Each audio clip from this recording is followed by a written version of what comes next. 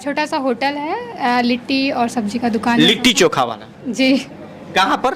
राजगीर छोटी सी में जॉब है। करते हुए मैंने इसकी तैयारी शुरू की। कौन सा जॉब करते थे आप? मैं ग्रुप डी में सिलेक्टेड था।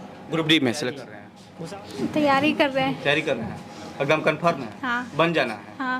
यानी बिटिया। हम जिस कोचिंग सेंटर में पहुंचे हैं वहाँ पर एक लड़ला है और एक लाडली बिटिया है, और जो इस बार जानते हैं कि बीपीएससी की पास करके ये लोग पहुंचे हैं और अधिकारी भी बने हैं।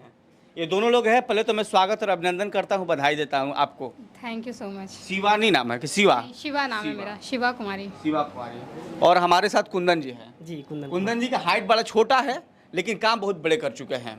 और जिस प्रकार से आप देख सकते हैं कि इतने लोग जब उपस्थित हुए हैं और इनको एक आईना की तरह खड़ा किया गया है, इसलिए कि इनको देखिए और इनके चेहरे से देखने के बाद आपको पता चलेगा कि आपको भी यही बनना है। और किस तरह से आप लोग तैयारी किए थे, कितने लोग उस बैच में थे और ये कितना टफ लेवल का एग्जाम था, थोड़ा मेरा- दिखाइएगा आप भी। मेरा प्री मेंस तो सेल्फ स्टडी पे रहा और मैंने ग्रुप ज्वाइन, मतलब अपने ग्रुप में पढ़ते 5-6 लोग हैं हम लोग, फ्रेंड लोग, और मैंने सेल्फ स्टडी के माध्यम से ही क्वालिफाई किया। सेल्फ स्टडी से? जी सर का यहाँ पे मेरा इंटरव्यू में काफ़ी सर का योगदान रहा, CSP अकेडमी का, और उन्होंने मोटिवेट किया, तब जाकर मेरा इंटरव्यू फाइनल हो पाया। यानी थोड़ा सा मदद आपको यहाँ किया गया, लेकिन बाकी चीज़ें जितना था आपकी एनर्जी से ही हुआ। जी जी जी, मैंने सेल्फ स्टडी के माध्यम से ही कर पाया। आप?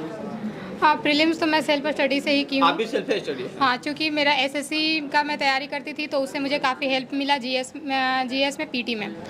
मेंस की तैयारी के लिए मैं सबसे पहले अभिषेक सर से जुड़ी थी। अभिषेक सर जो पढ़ाते थे उसका सर बोलते थे कि क्लास रिव्यू लिख के आना है, और स्टार्टिंग का ये पहला चरण था आंसर राइटिंग का, जो कि हमें बहुत अच्छा लगता था। और धीरे धीरे करते करते ही मतलब एक तरह से कहते हैं एक बेस तैयार हुआ, और कह सकते हैं मेंस की तैयारी के लिए अभिषेक सर का मार्गदर्शन प्राप्त हुआ था मुझे। शिवा कुमारी कितने दिन से तैयारी कर रही थी और आज इस मुकाम पर पहुंची? मैं ग्रेजुएशन के बाद से ही तैयारी करना स्टार्ट कर दी थी, तो 2017-18 से मैं तैयारी कर रही हूँ। 17-18 से तैयारी करें। बचपन में क्या शौक था कि यही पोस्ट चाहिए था या फिर दूसरे क्षेत्र में भी जाने की इच्छा बना हुआ था? बचपन में इच्छा थी कि मैं कुछ ऐसा करूं जिससे कि मतलब समाज में अपना एक रुतबा हो, लोग देखे। गांव में कोई बना है कि नहीं अभी तक? नहीं, अभी तक कोई आपके गांव में तब जाइए तो बिटिया रानी, अफसर रानी के नाम से पुकारेंगे आप लोग? शायद आपके अभी तो घर में कोई अधिकारी? नहीं, मेरे घर में कोई आपके आसपास में कोई अधिकारी ऐसा? नहीं कोई है। यानी पूरे गांव की पहली बिटिया अफसर रानी है आप, माना जा सकता है? मेरी जानकारी में तो मेरे आस पड़ोस में नहीं है। पिताजी क्या करते हैं? मेरा छोटा सा होटल। बिटिया और इस लेवल पर पहुंच गई, और पहुंचाने का मुख्य उद्देश्य इनके पिताजी और इनके पूरे परिवार का उद्देश्य था कि मेरी बिटिया रानी कुछ ऐसी करेगी कि मेरा लिट्टी नहीं है। जितने लोगों को ज़्यादा से ज़्यादा सुविधाएं मिलती है उतना उस लेवल पर नहीं पहुंचते हैं। संघर्ष करने वाले लोग आज इतिहास निकलते हैं, और ये इतिहास लिख चुकी है और आपको भी लिखने की आवश्यकता है। पहले मैं इनका भी बैकग्राउंड जान लूँ कि क्या है आपका बैकग्राउंड सर पहले? जी मेरा बैकग्राउंड, मैं ग्रामीण क्षेत्र से बिलोंग करता हूँ, और एक मेरे पापा जी नहीं रहे। पिताजी नहीं है? नहीं है, मेरे घर की जिम्मेदारी मेरे ऊपर थी। पोस्टिंग था ग्रुप डी में, मैं जॉब करते हुए इसकी तैयारी शुरू की और आपके सामने आज उपस्थित हूँ। कितना दिन से आप तैयारी कर रहे थे? मेरा तैयारी जो 2020 के समय शुरू किया। पूरे परिवार में कितने लोग हैं? ये मेरे परिवार में 10 मेंबर लगभग। आपके घर में पहली सर्विस करने वाले व्यक्ति हैं? जी घर क्या, मेरे गांव में या पूरे प्रखंड में पहला। यानी दोनों लोग पहले वाले हैं। क्या कहना चाहते हैं इस कोचिंग सेंटर के बारे में? कोचिंग सेंटर काफ़ी अच्छा है। यहाँ से मुझे इंटरव्यू के लिए काफ़ी गाइडेंस मिला सर का। आज मैं 2 बात बोल पा रहा हूँ, सर के लिए काफ़ी इसमें योगदान है, और मैं सिलेक्शन में काफ़ी सर का है। मैं इन लोग से जानना चाहता हूँ, इतने तमाम लोग हैं, तमाम हमारे छात्र हैं, सबके अंदर इच्छा है कि मैं कुछ बनूंगा। DPRO रानी है यहाँ, DPRO साहिबा, और आपको किस पोस्ट पे हैं? आरोप हो। हाँ, RO है। और आप समझ सकते हैं कि मैं इसलिए बता रहा हूँ इस चीज़ को कि आप भी समझिए। और 2-4 जो क्वेश्चन है आपके साथ कितने क्वेश्चन किया गया, उसमें कितना कटा मार्क्स था, और कौन कौन ऐसा क्वेश्चन है जो टॉप लेवल के, इन लोग भी जानेंगे। कुछ क्षेत्र में जाने की कोशिश करेंगे, उस क्वेश्चन पर फोकस करेंगे। तो मैं चाहूँगा कि आप खुद बताइए कि कौन कौन क्वेश्चन आपके पास रखा गया था और आपने सिलेक्शन किया था उसमें। हाँ, सबसे पहले तो मैं यही कहूँगी कि इंटरव्यू के प्रिपरेशन में अभिषेक सर का मेरा बहुत आगे योगदान है, क्योंकि मैं मॉक इंटरव्यू देने के लिए आई थी। इसके साथ साथ टाइम टू टाइम मैं सर से कांटेक्ट में रही और बात करते रहती थी। सर हमेशा मोटिवेट किए, ऐसे करो वैसे करो, इस तरह से तैयारी करो। अब रही बात कि क्या क्या क्वेश्चन पूछा गया था, तो सबसे इंटरेस्टिंग क्वेश्चन मैं कहना चाहूँगी कि सबसे पहले तुमने पूछा था कि किस कॉलेज से आपने ग्रेजुएशन किया। फर्स्ट क्वेश्चन था। हाँ, तो फिर मैं बताई तो बोले कि अच्छा वहाँ पे एक चौक है तो वहाँ पे किसी का मूर्ति है, ठीक है, तो उस मूर्ति का किसका मूर्ति है ये बताइए। और चूँकि हालांकि मुझे याद था, यानी लेकिन जिस जगह पर आप गए थे इंटरव्यू देने के लिए उस चौक पर किसका प्रतिमा लगा हुआ था? इंटरव्यू देने के लिए नहीं, जहाँ से मैं ग्रेजुएशन की थी वहाँ का। तो और भी बहुत सारे क्वेश्चन थे, जैसे कि मैं नालंदा से बिलोंग करती हूँ, तो नालंदा खंडर को किसने जलाया, क्यों जलाया, नालंदा ही क्यों ज्ञान की कितना दिन भूमि जला? है, कितना दिन जला। और फिर नालंदा में एक क्षेत्र है बख्तियारपुर, बिहार में है, तो उसका नाम भी चेंज हो जाना चाहिए क्या, ये सारे क्वेश्चन थे। फिर क्यों चेंज हो जाना चाहिए, फिर मेरे से नहीं, पूछा गया। साफ साफ बताइए, इनको साफ साफ बताइए कि क्वेश्चन कौन कौन सा क्वेश्चन था। मैं ये बता रहा हूँ कितनी क्वेश्चन आया था और कितनी क्वेश्चन का आपने जवाब दिया, कौन कौन क्वेश्चन था, महात्मा गांधी कौन थे, इस तरह का क्वेश्चन था या फिर इससे बड़े लेवल क्वेश्चन था? ये जानना चाहते हैं लोग, जानना चाहते हैं ना आप लोग। मेरा इंटरव्यू 66 बीपीएससी में 15 से 20 मिनट चला था। ये चेक किया जाता है इंटरव्यू में। मैं कई बार देखी हूँ कि नॉलेज आपको बहुत इम्पॉर्टेंट रोल अदा नहीं करता है, जितना आपको इम्पॉर्टेंट अदा करता है आप किस तरीके से अपनी बातों को रख रहे हो। तो मुझे लगा ऐसा। और इसके साथ साथ मेरे ज्योग्राफी से क्वेश्चन पूछा गया था, चूँकि मेरा ऑप्शनल भी है, ग्रेजुएशन भी है। तो पूछा गया था कि जलवायु परिवर्तन का जो कारण है, मैं खुद ही बता देता हूँ कि कारण है पॉल्यूशन, ठीक है।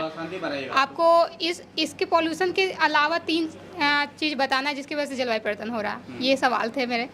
और जीएसटी से, चूँकि मेरा फर्स्ट प्रेफरेंस था फाइनेंशियल सर्विस, तो उन्होंने जीएसटी से रिलेटेड क्वेश्चन पूछा था मेरे से कि जीएसटी बिहार में बहुत लॉस हो रहा है ड्यू टू लिकर वैन, तो क्या होना चाहिए, ये सारे क्वेश्चन में थे। ये क्वेश्चन थे, आप लोग सुने, यही क्वेश्चन आया था। आपके पास कौन सा क्वेश्चन था? जी, मेरा भी पहला क्वेश्चन रहा कि आपने ग्रेजुएशन कब किया और कहाँ से किया। उसके बाद सर के मैंने अपना इंट्रोडक्शन बताया कि इससे पहले क्या करते थे। मैंने सर को बताया कि मैं सर अभी वर्तमान में पोस्टेड हूँ ग्रुप डी में। उन्हें कुछ रेलवे से भी क्वेश्चन पूछे थे कि बिहार में कोई मुख्यालय रेलवे जोन है, उसका नाम बताया, उसका मुख्यालय कहाँ पर। आप लोग से पता होगा, हाँ, पूर्व मध्य रेलवे का जो मुख्यालय हाजीपुर में है, मैं उसका नाम लिया था। उसके बाद मेरा हिस्ट्री ऑप्शन है। हिस्ट्री ऑप्शन से बहुत सारे सवाल किए गए, मैंने कुछ सवालों का जवाब नहीं दे पाया, वहाँ पे सॉरी भी बोले।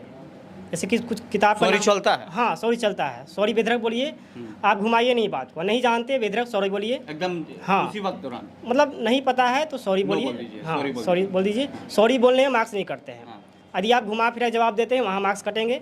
और एक मेंबर वहाँ पे मनोवैज्ञानिक ही होते हैं, एक मेंबर आपको घूरते रहेंगे। कितने मेंबर थे आपके? 4 मेंबर थे। हो रहा था तो 4 मेंबर थे जी, 4। चारों अलग अलग क्वेश्चन कर रहे थे। जी जी, यानी कभी आप इधर देखते थे, कभी इधर देखते थे? नहीं, ऐसा नहीं होता है।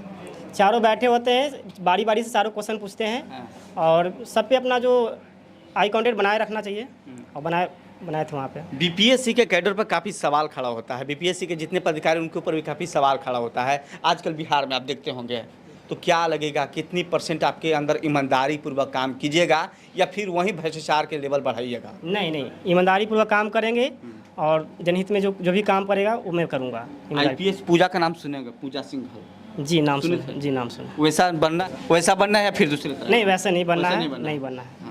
आप बनिएगा IAS पूजा सिंघल की तरह या फिर छवि कुछ और होगा, जैसे पिताजी का छवि है? बिल्कुल नहीं। देखिए, हमें ये एक जॉब नहीं है, जैसा कि उन्होंने बताया था, ये एक सर्विस है। और सर्विस में हमें जनता के हित में जो भी कार्य हैं वो सभी करने चाहिए। और मैं अपनी कोशिश करूँगी कि मैं 100% ईमानदारी से कार्य करूँ। चलिए, मैं भी आशा करूंगा कि जिस प्रकार से आप लोग जिस फैमिली से, जिस ग्राउंड से आए हैं, उस पर ईमानदारी का ही बदौलत है कि आप खड़े हैं और आपके ऊपर बेईमानी का दाग नहीं लगा, आपका परिवार के ऊपर बेईमानी का दाग नहीं लगा है। और मैं चाहूँगा कि पूरे ज़िंदगी भर इस तरह का छवि आप लोग बरकरार रखें, क्योंकि दाग नहीं लग पाए। और देखिए, यहाँ मैरिज हो चुका है, शादीशुदा है, तैयारी करने आई हैं, और यहाँ अनमैरिज भी लोग हैं जो तैयारी, इनके लिए और आप में काफ़ी अंतर है, इसलिए कि आपको परिवार भी संभालना है और तैयारी भी करना है। क्या लगता है आपको? हाँ, लेकिन नहीं, मुझे करना है, क्योंकि इतना सारा स्ट्रगल करके अगर हम परिवार को, अपने ससुराल को मनाए हैं कि हमें करना है, तो हमें करके ही जाना है, क्योंकि मेरे पास कोई दूसरा ऑप्शन नहीं है, मुझे करना ही है। कितना दिन से तैयारी कर रहे हैं? अभी लॉकडाउन से पहले हमने किया था, तो मेरी बेटी है तो उनके कारण हम फिर नहीं कर पाए, इलाहाबाद जाके हम वापस आ गए थे। लेकिन अभी वो थोड़ी बड़ी हो गई है 2 साल में, तो अब हमें फिर से प्रिपरेशन करना है, क्योंकि हमें बचपन से मैंने सोचा था करना है, लेकिन शादी कम उम्र में हो गई, उसके बाद घर का जिम्मेवारी आ गया। फिर थोड़ा सा जब होश आया, मैच्योर हुए, तो हमें लगा कि अब समय आ गया है, कर लेना है। मेरी बेबी छोटी थी तो हम नहीं कर पा रहे थे। उसे जब भी छोड़ के जाने का सोचते तो बच्चे होते हैं, लेकिन अब वो थोड़ी बड़ी हो गई है, मेरे पास एज भी है, तो हमने सोचा कि इस साल मतलब कर लेना है कैसे भी। क्या लगता है कि इस कोचिंग सेंटर से आपका हो जाएगा? हाँ बिल्कुल, हमने और भी जगह कोचिंग किया है। इवन मतलब वैसे किसी का नाम नहीं लेना चाहिए, लेकिन दृष्टि कोचिंग में हमने किया है, तो वहाँ से कहीं अच्छा ये है, हमने ऐसा फील किया है। अभिषेक सर प्रॉपर गाइडलाइन देते हैं और आंसर राइटिंग पे फोकस करते हैं। टाइमिंग का कोई ये नहीं है, आप मॉर्निंग से आके रात के 9 बजे तक पढ़िए, काफ़ी सपोर्ट है उनका। तो उनके सपोर्ट में उनसे मिल के ऐसा लगा कि हम बहुत अच्छा कर पाएंगे। रही हो, क्या बनना है? डीएम बनना है या फिर एसपी बनना है या फिर मुझे तो एसडीएम बनना है, एसडीएम बनना है? क्यों एसडीएम बनना है? क्योंकि मुझे समाज का सेवा करना है। समाज तो सेवा नेता भी बनकर कर सकते हैं। नहीं, नेता एक अस्थायी तौर पे, और ये स्थायी तौर पे मुझे सिविल सर्वेंट बनना है। और मुझे ये डीएसपी क्यों नहीं बनना है आपको? डीएसपी के लिए मैं एलिजिबल नहीं हूँ, एसडीओ के लिए है, एसडीएम के लिए हूँ। एसडीएम के लिए है, यस इसीलिए। जी हाँ। क्या उम्मीद लगा सकते हैं आपसे? कितना % उम्मीद लगाएं? अगले साल मैं आपका इंटरव्यू करने आ सकता हूँ? इतना अगले उम्मीद लगाएं? साल, क्योंकि मेरा भी ये नहीं हुआ है, ग्रेजुएशन जस्ट ही हुआ है, तो मैं फॉर्म नहीं फिल की हूँ अभी तक। तो 68 का तो अगले साल तक तो नहीं हो पाएगा, क्योंकि 67 बहुत डिले चल रहा है। तो 67 होगी, फिर 68 होगी, तो 68 तो मेरा कंफर्म है कि फर्स्ट अटैम्प्ट में मैं निकाल सकती हूँ। इतना कॉन्फिडेंट है मुझे खुद पे और सर पे। सर बहुत अच्छे से आंसर राइटिंग करवाते हैं। परिवार के लोगों को गुमराह कोई नहीं है, पहला इतिहास रचना है, रचना है ना? तो इनके जैसे इतिहास रचना, इनके पिताजी क्या करते हैं सुनने हैं, और इनके पिताजी नहीं है, उसके बावजूद भी पूरे परिवार का बोझ उठाते हुए इस जगह पर पहुँचे। क्वेश्चन के मैंने जिक्र कराया था कि आप लोग बता दीजिए कि घबरा जाते हैं कि बाप रे बाप कौन सा क्वेश्चन आ जाएगा कि मुझसे आंसर नहीं दिया पाया जाएगा। तो बहुत साधारण क्वेश्चन आता है, उसमें घबराने की आवश्यकता नहीं है। इनके जैसा आप भी तैयारी कीजिए और आप भी बिहार का नाम रोशन कीजिए, परिवार का नाम रोशन कीजिए। जय हिंद, जय भारत।